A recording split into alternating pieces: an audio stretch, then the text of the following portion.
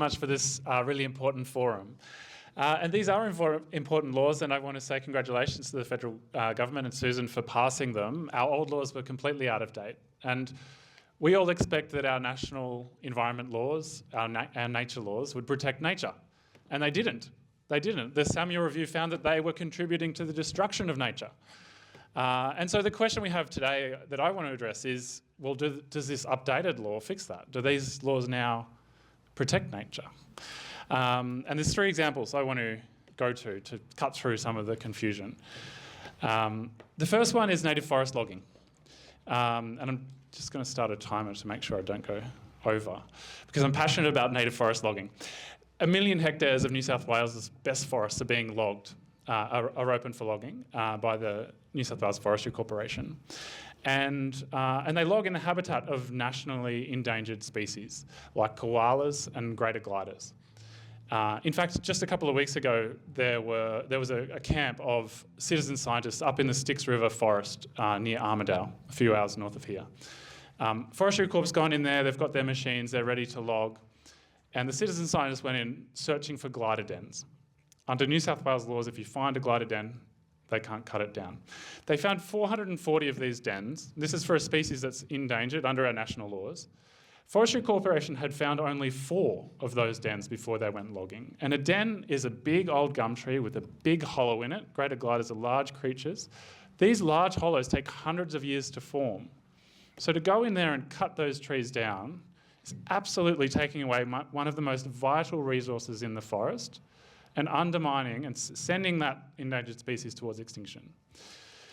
So that's a problem mostly for Trish Doyle, our state member, who's not here because it's a state-run forestry industry.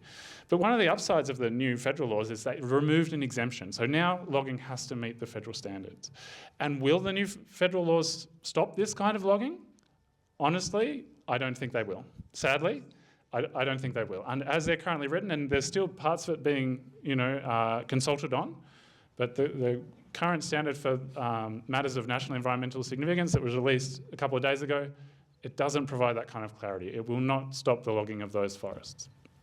Maybe if those forests contain the very last hollows of the very last gliders, then they would be protected.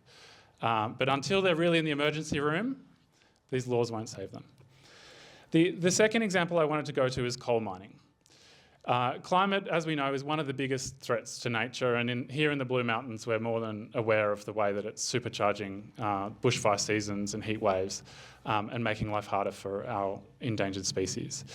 And we have a couple of coal mines just west of here, the Centennial Coal Run, under the Gardens of Stone area, just on the edge of the World Heritage Area.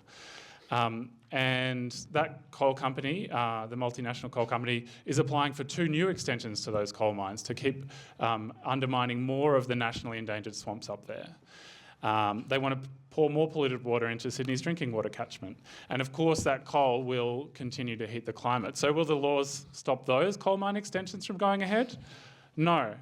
And I think the most outrageous part of these laws, the bit that I find most inexplicable, is that they don't even assess the climate impacts of any development.